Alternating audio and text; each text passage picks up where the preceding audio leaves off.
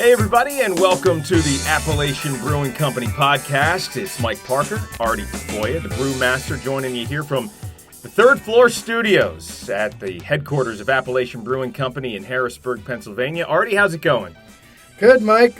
Just a beautiful day out there. It's getting warm, but, that leads to a lot of good drinking. That's true. The heat of summer is upon us. We finally got into the consistent 80 to 85 degree mark here in central Pennsylvania, down here along the Susquehanna River Valley. And like you said, not a bad time to end your day, or hell, start your day, Artie, if you want to, with an ice-cold Appalachian Brewing Company beer. And so first question, we'll kick things off. What are you drinking?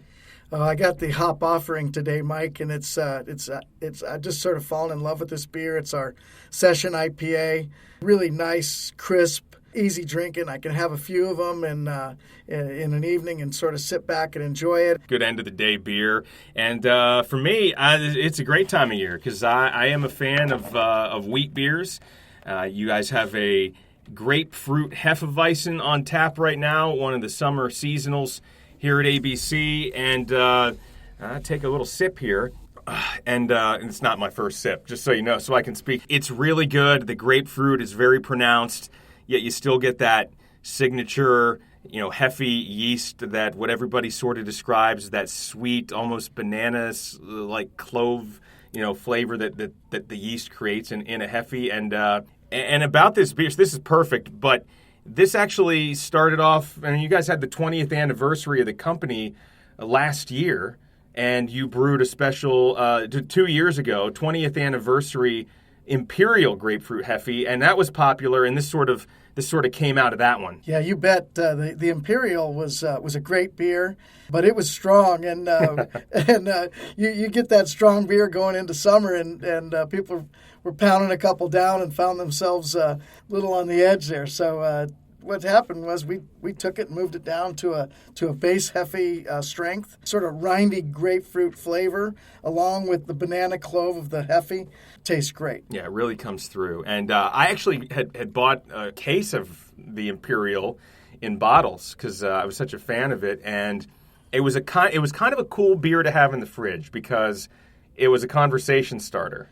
And like you said, it was also a party starter. It was about like 8.7% or so. But clear bottles, the packaging, had a great label with like a frog or something. With the artwork was really creative with like a frog and like a crown. I don't know, Imperial.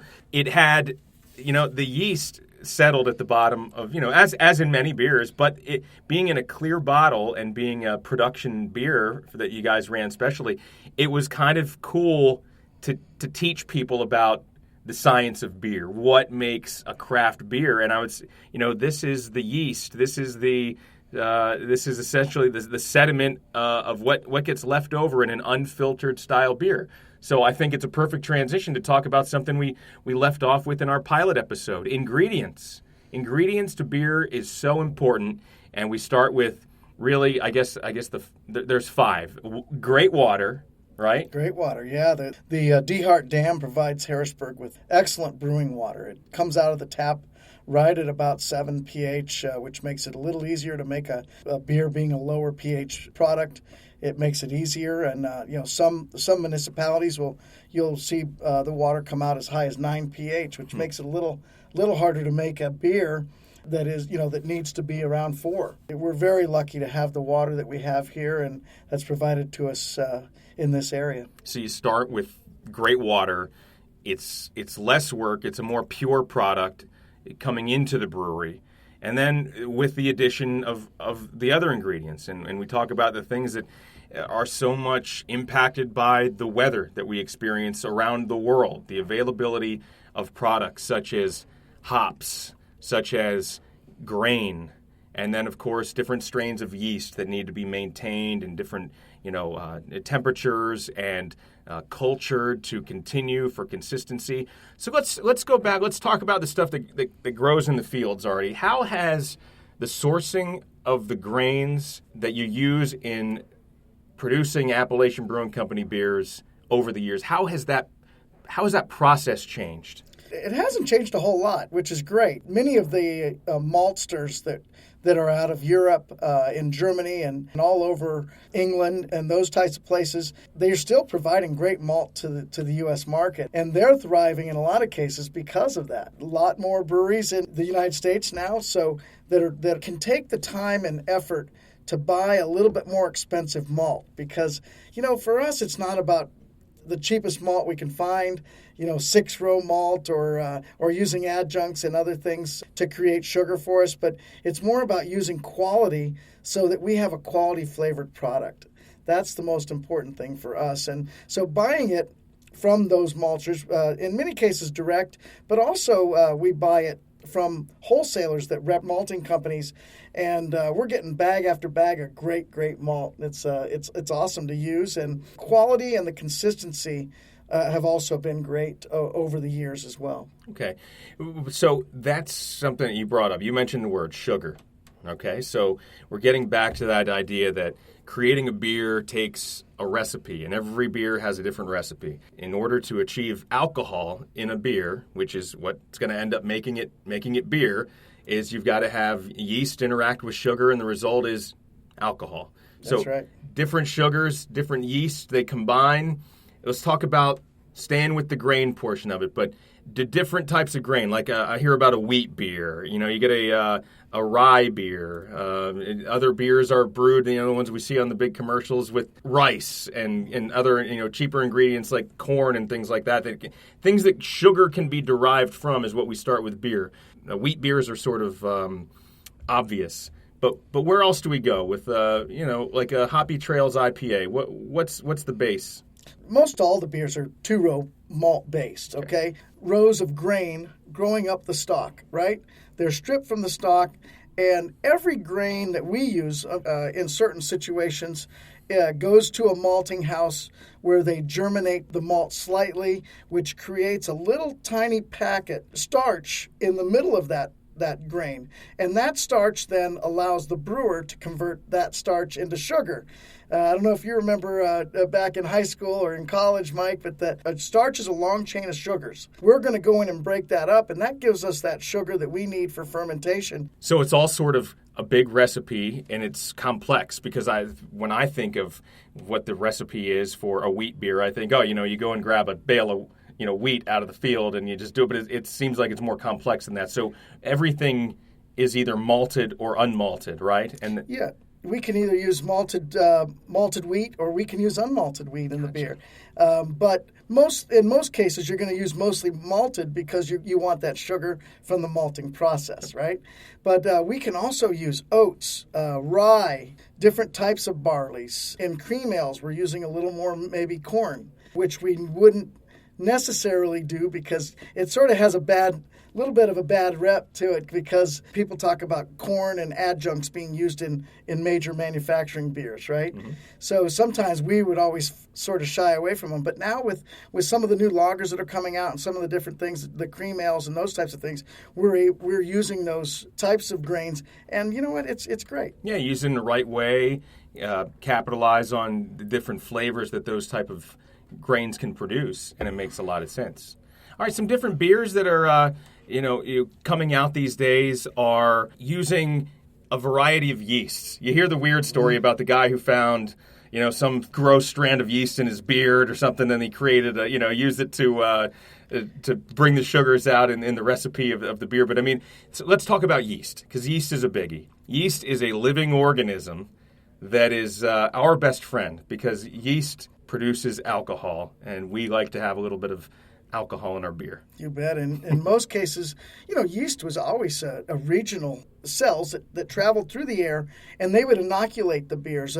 That's why in many cases the brewers would put the beer up into called cool ships or cooling areas. They'd cool it down, and it would always be in the top of the rafters, because that's where the night winds would come through, and they would inoculate the beer. and that would start the process of the fermentation. And then once they got the fermentation, they got the beer cooled down enough and it was inoculated, then it would start the fermentation either in the open fermenter or the closed fermenter, depending on what the brewery had there. But the amazing thing is because of certain labs in the United States, we're able to buy yeast that could come from Munich, Germany, or it could come from outside of Munich, Germany. We can buy a yeast that is a true London Pride type yeast. We can buy all sorts of different yeast because these yeast houses have actually been able to take these down to a single cell, and then they can now propagate it and bring it up to a large enough amount for us to bring into the brewery and use. Some breweries use the labs. Some breweries keep their own cultures, which is it's a great thing if you can do it, because then you always have those different yeasts available. But if not, we can really rely upon these great labs that can send us a sample culture to get started, and then we can bring it up and produce it from there. And then in some cases, you can keep that batch of yeast alive for a while and brew multiple batches, with it, right? So it's not just a one and done. It's you keep it, brew some beer with it, keep some, feed it, and it'll grow, and then you use it again, right? That's right. It's a living organism in our brewery. As long as you take care of it, you feed it when it's working right and it's producing the alcohol for you, and then when it goes dormant, keep it cold. You keep it dormant, but you don't want it to be there too long. So you want to use it pretty quickly. But then what you take is the yeast off of a batch, and we're going to pitch that or add it to 3 subsequent batches. And then that would be called a generation of yeast, right? Of that generation of yeast, we're going to pick the best one out of that generation and pitch that into 3 beers, let's say, and that becomes the second generation of that yeast. So it's ongoing process, and we try to work anywhere between 10 and 15 generations, and then we sort of back up and start over. It's just so much to take in. It really is. It's not as if there's so many people that for so many years just got off on a Friday night and drove to the local beer distributor, picked up a briefcase of some cans of something and drank, put it in the fridge, and never thought about it again. And then the craft beer industry hit, and all of a sudden we're thinking about what's in our beer, and it's just so great. Yeah, it really is. Ever since we started, Mike, we have been in the education business. A lot of people say, what are you in? You in the restaurant business? You in the brewery business? What are you in? And I always said, we're in the education business. We're teaching people of what beer is. It's not what you would see on the commercial on TV. It's something much more than that. It's real. It has a life to it. It pretty much creates itself. All we're doing is giving it the right atmosphere to do so. So, that's the joy that I've always gotten out of beer, is I just see it as so amazing of a process. It's very simple, but to do it well, it takes a lot of really important steps, and you've got to stick to those steps and make sure that you're following through with every little detail. All right. Talk so much about the beer and the brew pubs and the food, but there is another ABC Appalachian Brewing Company brand that is maybe even more widely distributed than the beer these days, Artie, and that's Appalachian Brewing Company craft soda. And you can literally find it up and down the East Coast, and find it in so many different stores and boutiques. The brands, the root beer, the diet root beer, the white birch beer, the ginger beer, all of them just great craft natural sodas. And the facility in which they're bottled and brewed is over on the west shore of Harrisburg, Mechanicsburg, and that is where you guys offer a pretty cool experience for people who are huge fans of Appalachian craft soda. You bet, Mike. You can come in and do our Soda Works factory tour. We call it the Make Your Own Soda Tour. And you come in, you get a tour. We show you around. We show you the whole process. We teach you about how we produce a soda, and you actually get to create your own soda. You can pick from all these different flavors that we have. You get the water, you get the syrup, and you blend everything together and you carbonate it, and we give you a couple bottles, one to maybe have a little bit there and then some to take home with you. So it's a pretty cool process, and you can join us Saturday and Sunday afternoons, 1 o'clock and 3 o'clock. But if you have a group or something like that, you're welcome to give us a ring, and we'll set up a private tour for you. Got a great team there that works on this, and it's just a great little process. Saturdays, 1 o'clock at ABC Mechanicsburg. It is the Make Your Own Soda Appalachian Soda Works factory tour. Learn the history, tour the plant. Private groups by request, as Artie said.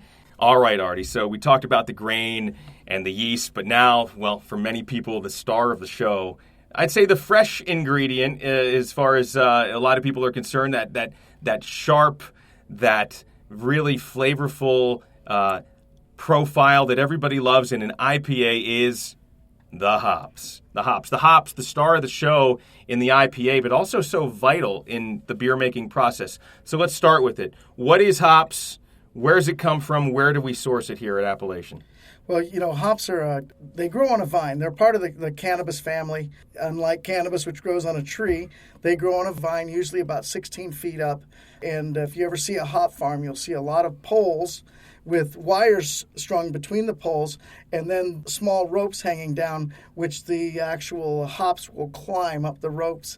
And then when you cut them down, you cut down the ropes along with the hops. They strip the cones off.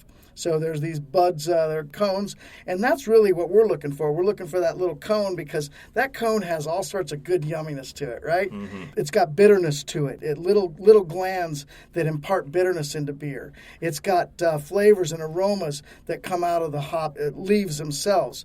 So what we are able to do is take those hops. Really, a cool thing that's happened more recently is we're actually now working with a lot of hop farmers. We used to buy almost solely through distribution, wholesalers that would provide hops to us. But we can create relationships with a hop grower in England. We can create a relationship with a hop grower in Germany, in Oregon, in the United States.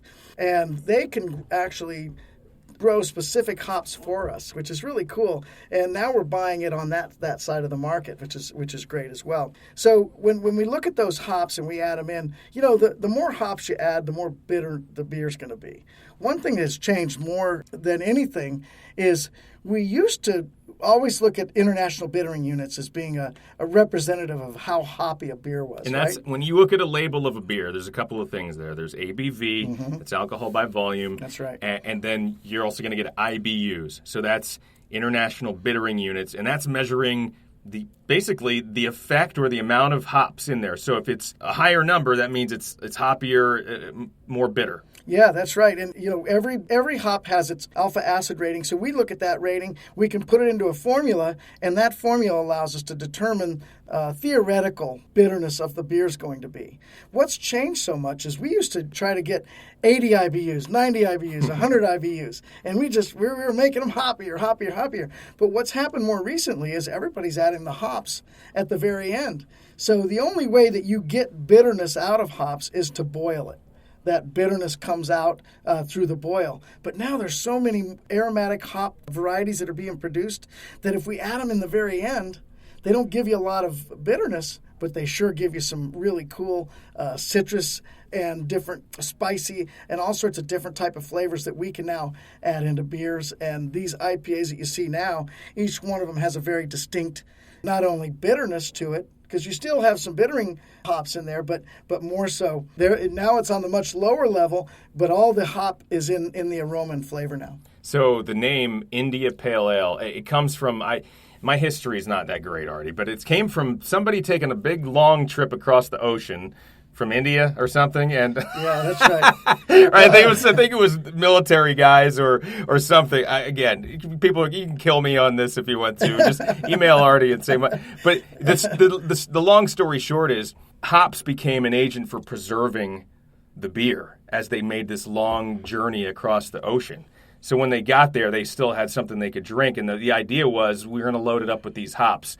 And then when it got over to the land where they needed to be in whatever country they were invading or whatever, this is great history, and this is not the education portion. This is just that. Are you a historian, Mike? Sounds like it. Anyway, what they ended up with was the original form of a hoppy beer. And so, over the course of centuries, I guess this became perfected, and what we have now is 3, 4, 5 IPAs on tap where the hop is the star. It's hop forward in the flavor profile, and you can choose from a number of IPAs. I actually have people come over to the house for parties, Artie, sometimes, and they'll be like, what do you want? What do you want to drink? I'm like, I have some domestic light beer or something or they go, you got any regular beer? You got one of them IPAs? They'll say, but they don't understand what an IPA is based on. They don't understand the difference between an IPA and a craft beer because they're maybe new to the scene, and everywhere they go, it's like a whole menu of IPAs. So they think everything's an IPA. Yeah, it's almost synonymous now. You know, some people look at it and go, "Hey, is that one of those IPA beers?" Right. What is that? So, understanding the different styles of beer is another thing that we've always educated people on. And when we go back to the hops, Mike, we always look at, malt is very sweet. We talked about that earlier. Yeah. The malt is sweet, so the hops are bitter, right? And that hop and malt blend together to create a balance. And that's really, when you look at good craft beer, you always want to look at the balance portion of that beer and say, is this beer balanced? Is it overly bitter, but there's not enough maybe not enough sweetness to balance it out? Or sometimes is it overly sweet without, even with a beer that's pretty sweet, you still need something to dry that sweetness up in the end a little bit, Right. Otherwise it just is cloying and it lays on your tongue and it's just sweet. No, we don't want that. And so that's what we look to do is we always look to keep the beer as balanced as possible, and we make small changes throughout the process in order to try to keep it right on track. And I think hops are so interesting, as you mentioned. You see them growing locally now.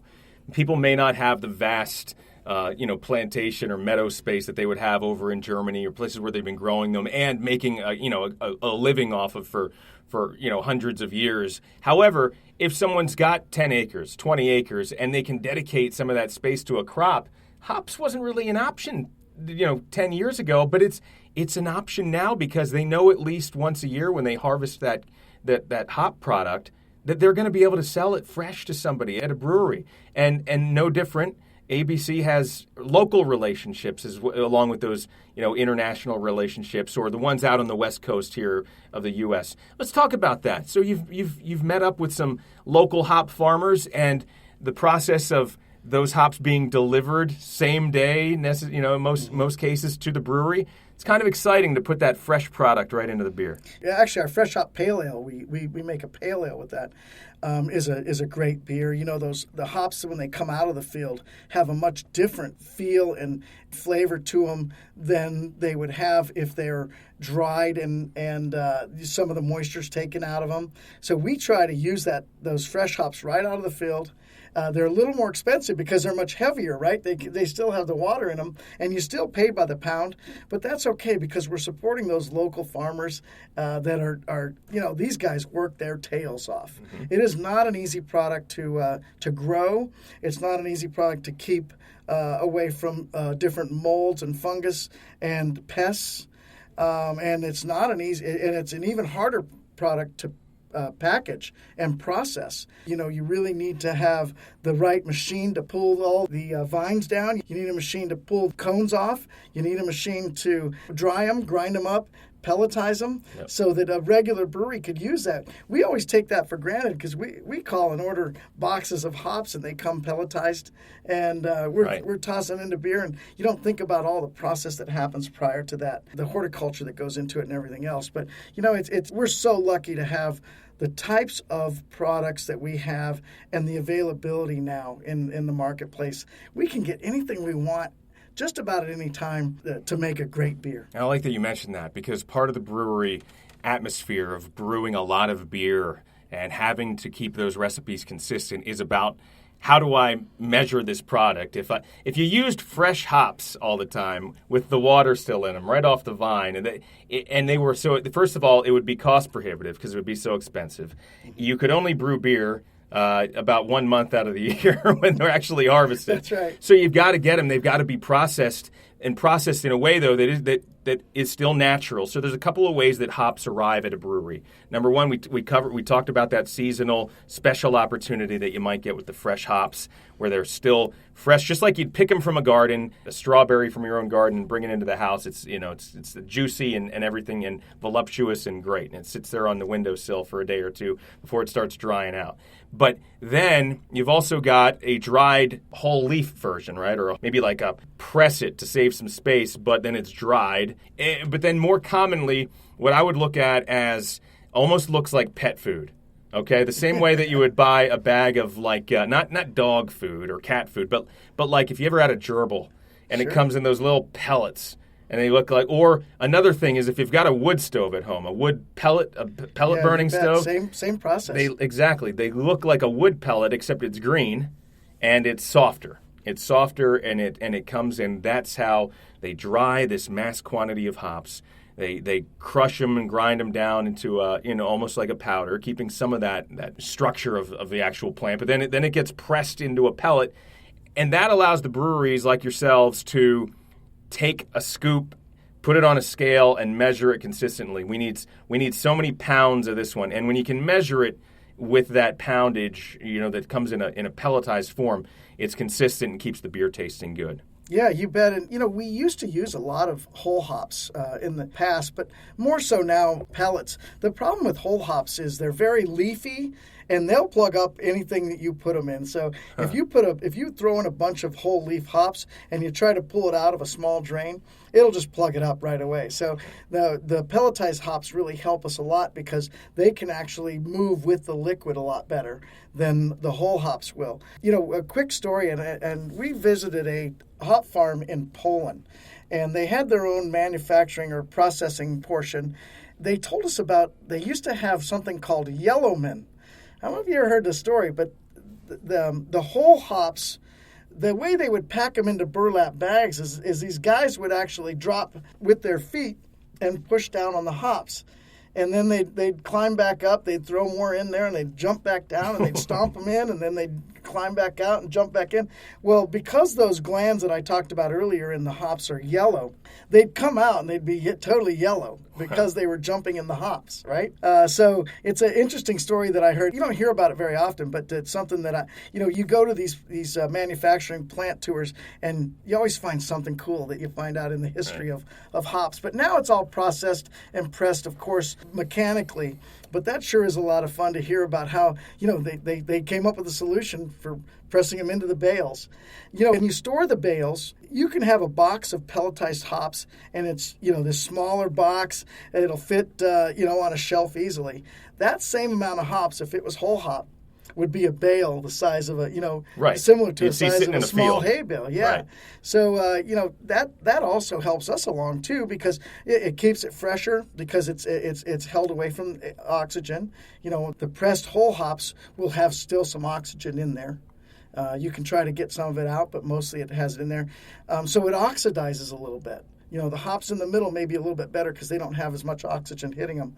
But with those hops, we're able to store so much more and have a smaller storage area than we would have if we normally had those bales. Interesting. Hops have now appeared in, I bought a bag of pretzels last week, and hops was among the ingredients. They were called like craft beer pretzels. Oh, yeah, and there when I took the first bite, it was a little dry. It was a little dry. Okay. But it lived up to the billing because on the aftertaste, I could taste the hops. And as a craft beer drinker, I appreciated that. All right, so we'll take a quick moment here to dial it back and we'll talk about what's going on around the restaurants, the brew pubs of Appalachian Brewing Company. Artie, what's on the menu here as we transition into the hot summer season? One of my favorite new items that we have on the menu is the brie and prosciutto sandwich. Oh, yeah. I just love it. We put a fig jam on there, and you get it. They toast it up nicely, cut it, and serve it with either fries or, you can get it with fries, sweet potato fries, onion rings, or a side salad. And it sure is great. I should eat the side salad more often, Mike. But Yeah, as you we can know. see, I prefer the beer and the fries. But Fig Jam was also your nickname in college, is that right? Is that right? That's a great name for a band. Fig Jam. That's great. So we talk about the sandwich. We also, maybe you're just coming in here looking for sit at one of the beautiful outdoor dining spaces that many of the brew pubs offer. They got the big deck in Harrisburg. There's the patio in Mechanicsburg. Gettysburg has an outdoor seating location. I want to just sit down, have a beer, and maybe munch on a salad. What's something good?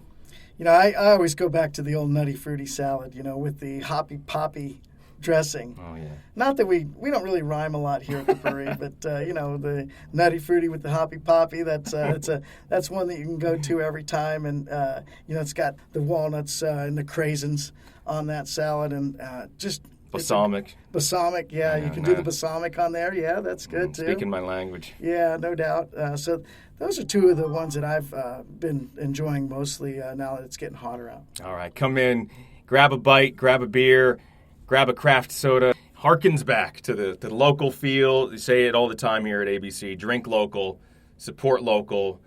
Do that with the ingredients as much as you can. Make the local people happy. Bring them back. Make this their local watering hole.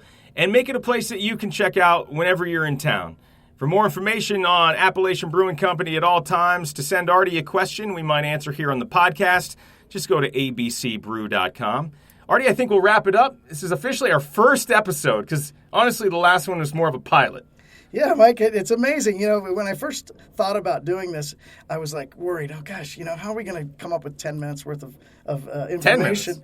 But it turned into 30 minutes, and guess what? Here we are, and God, I'm just having such a blast, so I'm looking forward to when I get to come back and spend some time with you again. All right, Artie, well said. Always something new on tap at Appalachian Brewing Company, whichever location is closest to you. Head in, have fun, make some memories, right? Love to see you. All right. For Artie, I'm Mike on the podcast of Appalachian Brewing Company. Until next time, cheers. Cheers.